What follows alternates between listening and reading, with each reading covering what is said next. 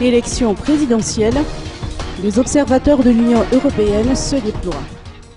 Les 44 observateurs de longue durée de la mission d'observation électorale de l'Union européenne ont pris le départ tôt dans la matinée en vue de rejoindre les 22 régions administratives de Madagascar. Ils ont pour mission d'observer l'ensemble du processus électoral et dont le premier tour a été fixé pour le 25 octobre prochain. Ils suivront la campagne électorale, les préparatifs logistiques, la formation du personnel électoral, les activités de sensibilisation et celles des partis politiques. Ils seront rejoints une semaine avant le scrutin par 50 autres observateurs. 9 analystes de l'équipe cadre sont déjà en poste à Antananarivo depuis le 25 septembre dernier.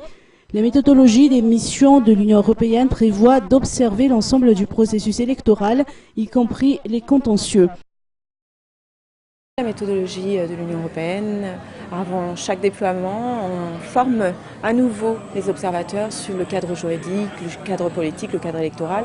On leur rappelle certains éléments clés qui caractérisent le pays, le territoire et la zone spécifique dans laquelle ils seront déployés. On essaye d'inviter toujours les organes qui nous ont invités au niveau de Madagascar. Donc, ici, ça sera la CENIT. On a eu la chance de pouvoir compter sur la présence de Madame Atala qui nous a expliqué un peu le fonctionnement général de la CENIT, sa composition, également l'état des lieux en fait par rapport au calendrier électoral, où ils en étaient dans les étapes, la réception des bulletins de vote, le déploiement du matériel et puis quels étaient les principaux défis auxquels elles devaient s'attendre.